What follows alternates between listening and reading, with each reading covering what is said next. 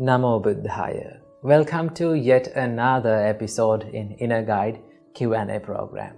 Now in today's video, we're going to talk about how to handle a heartbreak and how to heal your heart. One of our viewers have asked from us that how can I handle my sorrow of losing a loved one? And how can I handle the heartbreak, the sorrow of heartbreak? Well, first of all, I must say, a heartbreak or losing a loved one is one of the most hardest experiences that a human can undergo, right? Because we have that mental bond and mental attachment within people. When that mental attachment is broken, we start to suffer, we start to cry, and we start to wail. So there are some ways that you can get over this sorrow.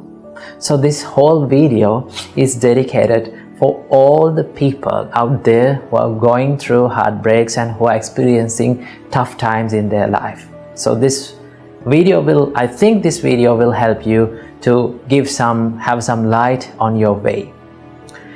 So there are some ways and things that we can do to heal ourselves. But remember, this healing process takes time. It's like a wound, right? Wound is not healed in a day or 2 days or 3 days. It takes time, right? So we have to be in a constant process of healing that wound. So same goes with a heartbreak. So what we can do to heal our heart from a heartbreak? Number one, if you need to cry, it's okay to cry. Remember that, right? There are some people who are going through heartbreaks and they don't like to cry. They pretend to be they're okay, right? They pretend to the world that they are okay and they have got over the problem. They smile, but not inside. Remember, if you need to cry, it's okay to cry, right? Go to a private place or go to your room and cry. It's okay, because crying is one of the most natural way of removing the pressure that is building up inside your mind and inside your heart. So it's okay to cry, especially for men, because men always try to hide their tears and they pretend to be they're okay. But remember, men are also allowed to cry, okay? So if you need to cry and if you need to remove and release that is building inside, then it's not a problem of shedding a tear. Number two, you can find a person who you can share your pain and who you can share the sorrow and the pressure that is building inside you, right? Well, you need to be wise when you choose this person. Why? Because there are some people out there who give hate comments and hateful comments to the person who cheated you, right? When they give those hate comments and when they try to build up the hate within you, right? It is not good for you.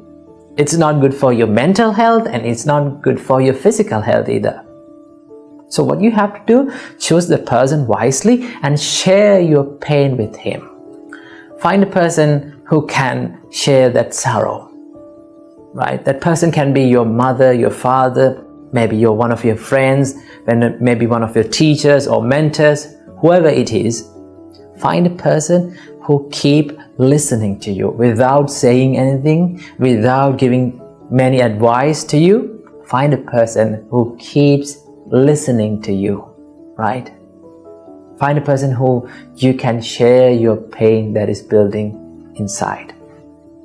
That is the second step. And number three, this is the most important thing that you need to practice. And this is one of the things that many people who are in relationships doesn't like to think about. And what is that? Our great teacher, Supreme Buddha, said, Sabbehi me piyehi manapehi nana bhavo vina bhavoti abhinnang paccavekitappa. What does that mean? Supreme Buddha said, always reflect and recollect in your mind that one day I have to be parted and separated from all the dear and agreeable people in my life. Isn't that the truth? Yes, it is. That is the truth. But we don't like to think about that when people are in relationships. They will think it will ruin their relationship. It will ruin the bond between people. But in reality, it is not.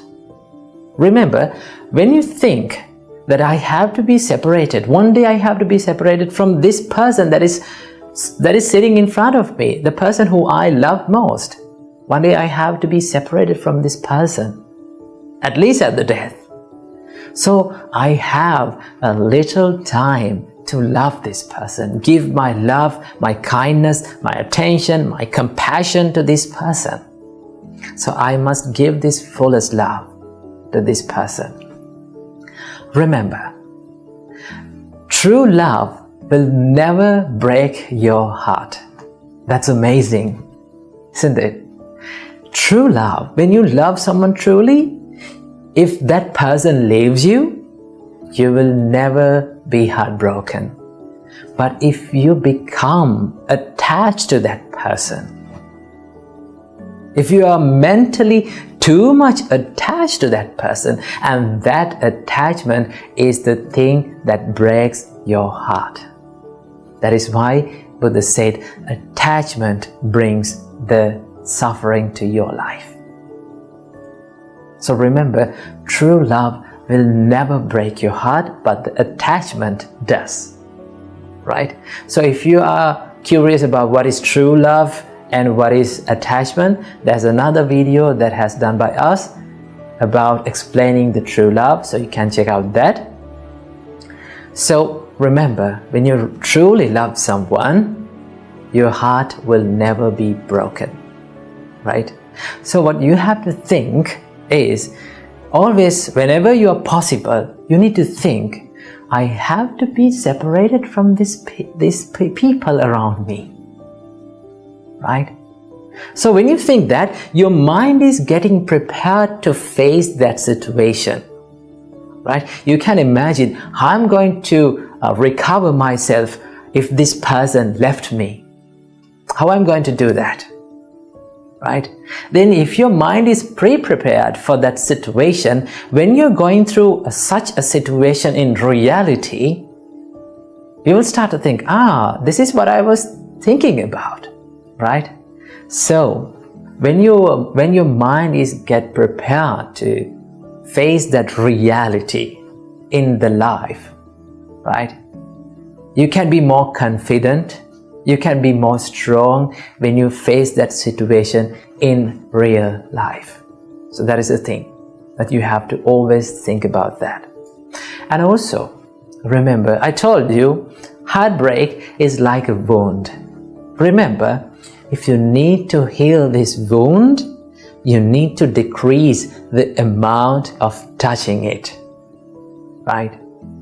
Now, I don't say that you need to forget the person, right? You cannot forget the person, but you can reduce the amount of attention for those past thoughts. Because when you're alone, right, after a heartbreak, after a breakup, when you're alone, right, you're thinking about the moments and the things that happened in the past. The more you think about those things, the more you will be frustrated and the more you will be sad. So what you have to do, reduce the amount of attention that you are giving to that kind of thoughts, right?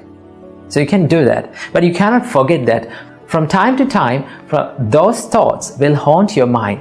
But when you're not giving much more attention, when you're not giving much attention to those kind of thoughts constantly, and with the time, it will fade away, right?